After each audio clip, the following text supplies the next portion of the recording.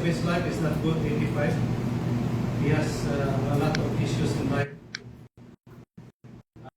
Pneumonia, heart issues. The last remaining few months, cancer. But just the same, we are here to celebrate life and giving us this wonderful chance, Lord. We visit us, si Pastor Jimmy Sabanda, to give us some words of inspiration. Kining tulong para sa mga, para magpalayo sa mga paglagad, mamatang na mga kaisipan, maminami sa pulong, aron na magtago sa kanamo, matagal ng direksyon through the Holy Spirit. Salamat ang mahal ito ang gadalas ng magtago sa kanamo, gano'n.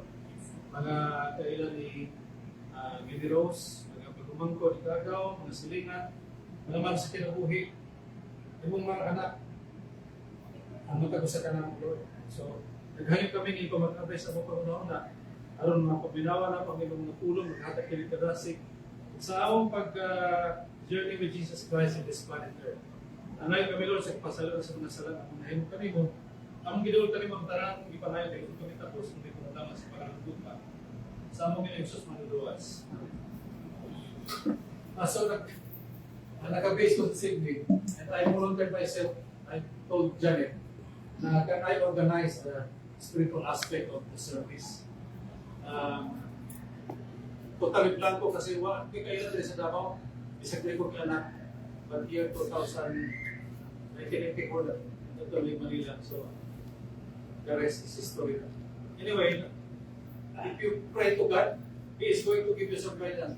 Ako rin na yung naman ang classmate, ang among tawagan at laka, kay ang among history, when you see at laka, dual, forward, parehang work student, classmate sa Adventist University of the Philippines, taking up pastoral application.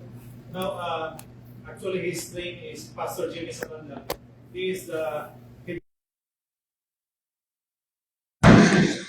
a medical center pastor. Adventist Hospital Davao. Adventist Hospital Davao. Ongoing plans. So, without further ado, we have to give our undivided attention as we listen to it.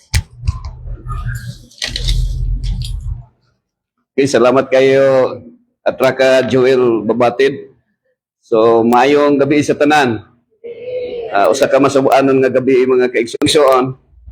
Duha ka buok akong gianuinting katong adto ko sa Prestige man to, no? Sa Prestige Amakan. So, bali emergency pod nga nagpa-anointing. So duha sila nga akong gi-anointing during that time.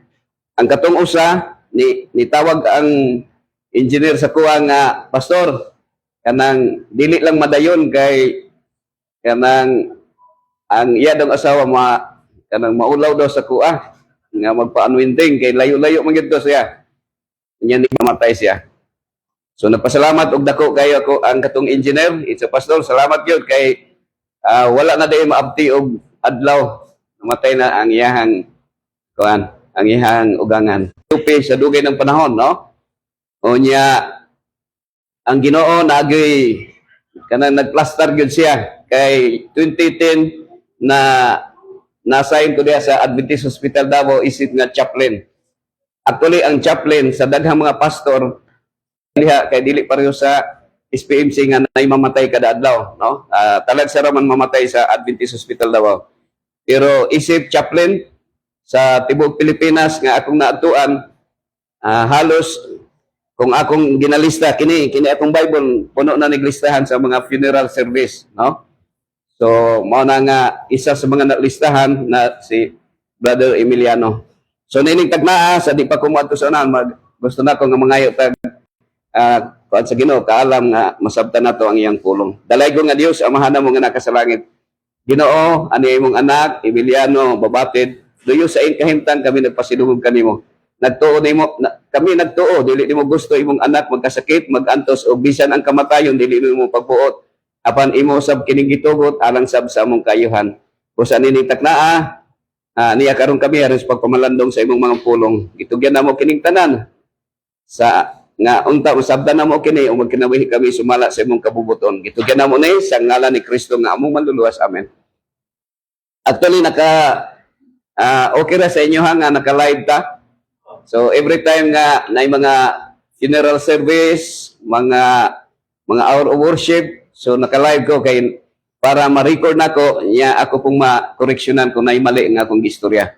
Now, kining pag-record sa video or sa internet kay kini malabay man ni siya o pwede ni makabati ang mga followers nako nga nasa Australia, nasa Canada or sa bisan sa Israel.